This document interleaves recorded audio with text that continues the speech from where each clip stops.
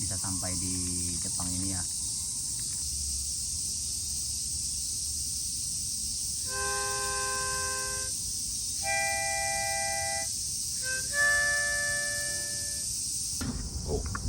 Siapa? Guys, temannya aku main harmonika yuk. Ini aku pertama kali mau coba main harmonika ini di taman, karena kalau di apa tuh rasanya kurang worth it untuk mainnya. Yuk, temannya aku udah sampai di taman guys. Wah, berisiknya kalau di taman ini banyak serangga kabuto ya. Kalian tahu nggak nama serangganya guys? Begini bentuk tamannya guys, ada wahananya juga. Untuk anak-anak juga bisa. Jadi ini juga ada tempat untuk apa, jogging tracknya, lengkap sih. Ini belum kutelusuri banget nih tempatnya. Ini aku lagi cari lokasi yang cocok buat harmonika. Sekalian aku juga mau cerita pengalaman aku bisa sampai di Jepang ini. Itu juga ada tempat guys, aku nggak tahu itu tempat apa ya. Fuwa domu.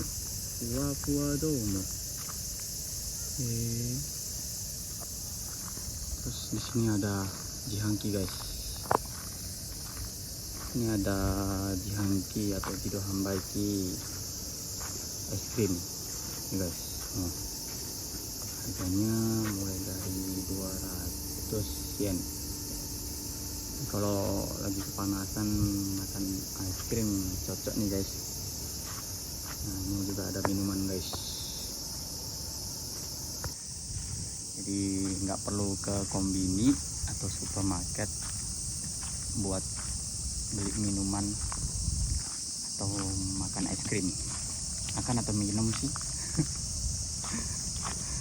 Dan guys, di situ ada lapangan apa itu?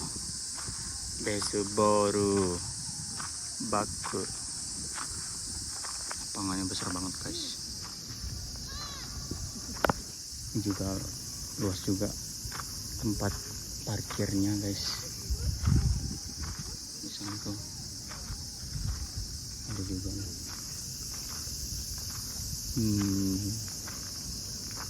Kayaknya aku mau duduk di sana deh guys. Oke guys, ini aku udah di tempat yang tadi aku tunjuk. Aku mau coba latihan menggunakan ini.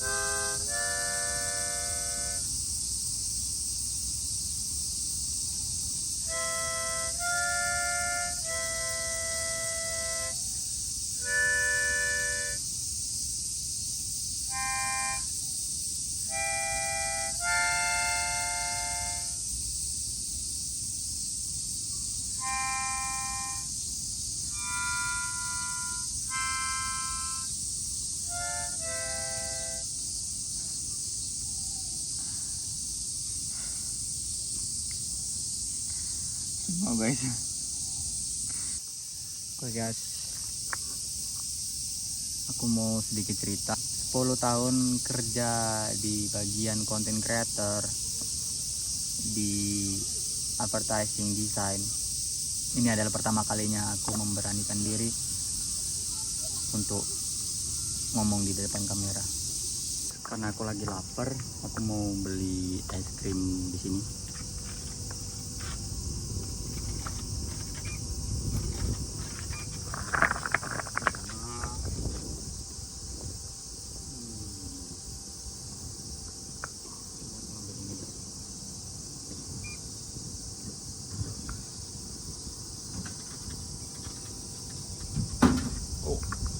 Siap. Yos. Oke, kita lanjut lagi pembicaraan yang tadi. Jadi sebelumnya yang videoku upload itu adalah hasil dari ketakutan aku tidak memberanikan diri public speaking atau ngomong di depan kamera ya guys.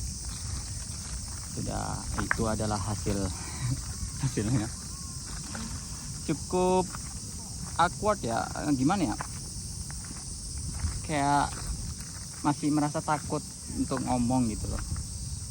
Tapi ya mau gimana lagi, aku harus bisa mengalahkan rasa takut itu gitu loh. Guys, kita makan ya es krimnya.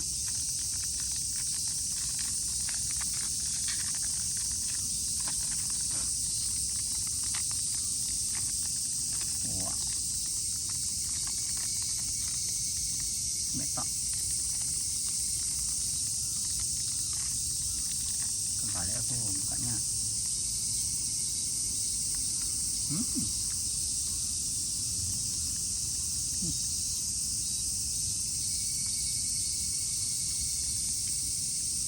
Rasa ichigo strawberry guys.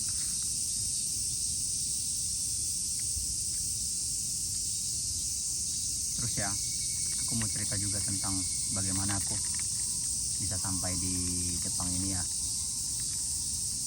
Karena menurut aku ya, aku merasa sendiri kayak skill aku di dunia perdesainan content creator gitu, kayak apalagi aku yang nggak suka ngomong di depan layar gitu kan. Aku merasa kok gini-gini aja hidup aku gitu loh. Terus dengan gaji juga nggak bisa menutupi kemungkinan untuk ke jenjang yang lebih baik, untuk biaya hidup di Indonesia juga makin lama makin naik juga kan. Gaji dengan segitunya, aku mau mewujudkan mimpi-mimpi yang lain seperti untuk keluarga, apalagi untuk menikah ke depannya. Rasanya aku kayak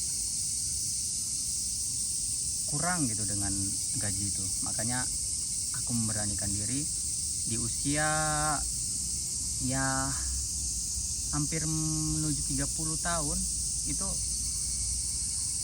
sangat berat rasanya aku untuk meninggalkan pekerjaan itu gitu loh. Tapi ya mau gimana lagi gitu loh. Pada akhirnya ya aku bisa sampai di sini gitu loh. 4 kali cairnya guys.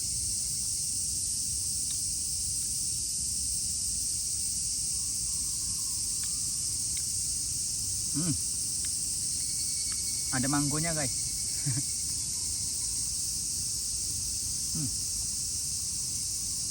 Bentar guys, aku makan dulu.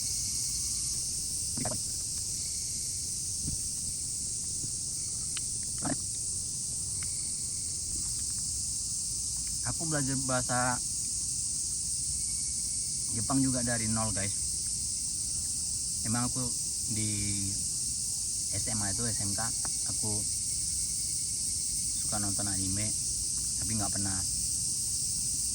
ini apa memperdalam bahasa Jepangnya gitu. Jadi ya benar-benar dasar banget lah belajar bahasa Jepang itu. Terus dulu aku nyari di TikTok gitu kan, gimana sih caranya biar bisa berangkat ke Jepang gitu.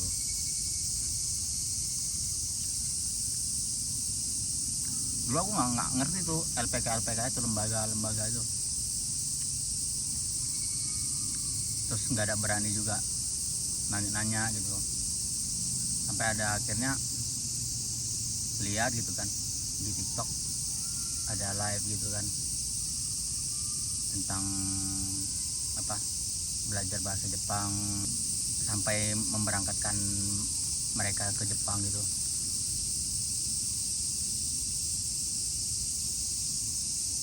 Akhirnya aku ngecek juga di Instagramnya gitu. Aku cek lah dengan harga yang lumayan murah dari yang lainnya, dari PK lainnya. Itu jadi suatu kesempatan yang bagus untuk aku gitu loh.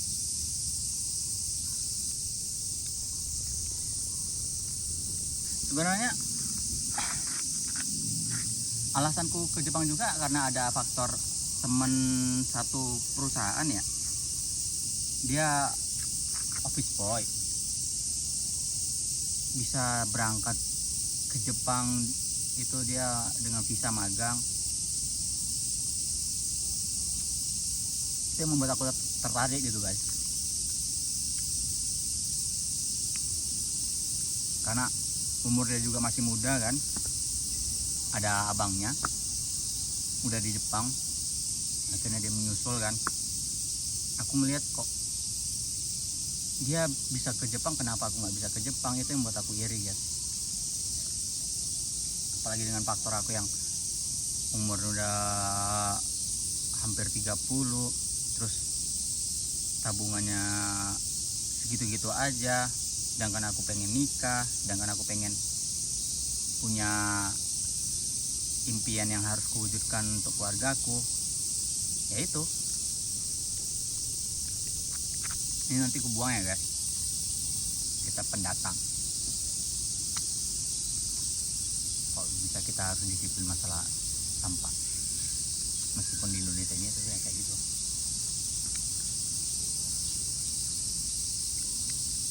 Aku berangkat ke Jepang itu cukup lama ya guys, belajarnya juga hampir 6 bulan, terus pulang lagi ke Medan, Mensetsu atau wawancara lagi di Medan kan gitu kan, via online Zoom. 2 kali gagal, ketiga kalinya baru lolos, dan itu pun nunggu tiket dari Jepang itu ya butuh waktu yang lama gitu loh, hampir setahun juga guys. Berangkat tuh aku di 9 November tahun 2025, mau hampir setahun juga ya. Ini kan nunggu CEO-nya itu, COE-nya itu, ya aku nganggur guys. Kadang ada dapat job freelance gitu kan, ngerjain desain gitu kan, ya dapatnya berapa sih gitu, nggak nyampe 1 juta. Kadang aku insecure gitu loh, kenapa nggak berangkat gitu, kenapa lama banget berangkatnya, benerkah ini perusahaan gitu kan. Aku merasa salah atau enggak gitu kan, nunggunya lama banget ya, sempat frustasi juga lah. Apalagi aku punya impian yang harus dicapai itu, kayak umur segini aku lama banget ya harus mewujudkan mimpi-mimpi itu gitu loh. Sampai banyak juga tetangga, saudara nanya kapan berangkatnya, itu menjadi pressure-nya gitu loh, pressure banget gitu loh. Kayak tahu nggak sih itu butuh waktu lama gitu loh. Ya mau gimana lagi. Setelah turun si OE-nya itu ya harus nunggu lagi guys gitu loh, harus ngurus-ngurus yang lain lagi gitu loh, seperti medical check up lah, terus ada ngirim data-data lain lagi lah gitu, sampai ke imigrasi juga harus diurus lah gitu loh, ngurus paspor juga lah gitu. Jadi nggak segampang itu berangkat ke Jepang guys. Di Jepang juga pun aku kayak wah alhamdulillah bisa sampai di Jepang gitu loh, nggak nyangka banget gitu loh. Karena dulu yang suka sering nonton anime gitu, kayak nggak pernah kepikiran bisa sampai ke Jepang gitu loh guys, nggak pernah kepikiran.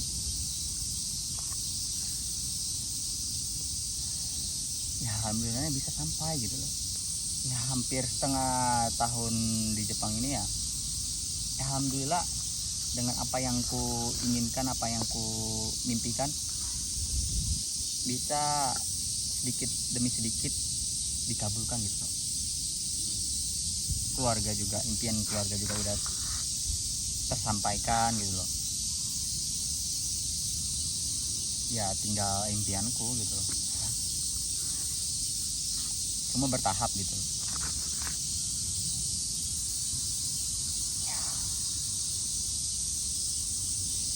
Masih banyak sih yang harus ku pelajari lagi di Jepang ini,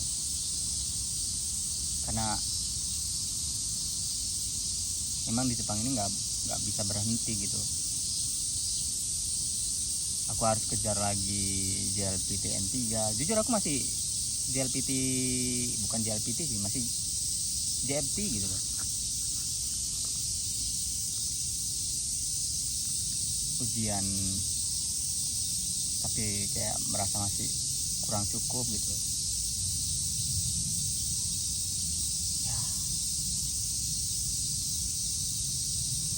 nggak semuanya secara instan ya guys, susah, butuh kerja keras, butuh proses yang cukup lama. Apalagi dengan umurnya segini, kayak otaknya itu udah mengerah nggak sih, udah membatu nggak sih untuk belajar gitu. Kadang mut-mutan belajarnya. Ya begitulah guys cerita kehidupanku. Ya nggak terlalu istimewa banget sih gitu, tapi aku mencoba membuat video-video ini untuk bisa mengenang kedepannya gitu, itu bisa mengingat siapa aku dulunya, dari mana aku dulunya gitu.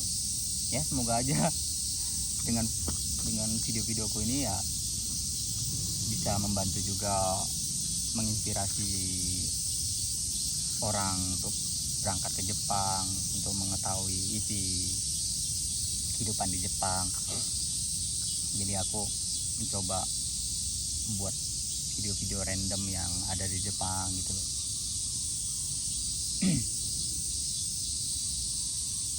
Ya itu alasan aku juga untuk bisa mengupgrade skillku, terus aku juga bisa adalah memori yang bisa aku simpan gitu loh. Mana tahu sewaktu-waktu aku udah nggak di Jepang lagi, kan aku bisa melihat, oh ini loh video aku yang dulu di Jepang gitu. Ada sesuatu yang bisa diingat. Ya gitulah guys.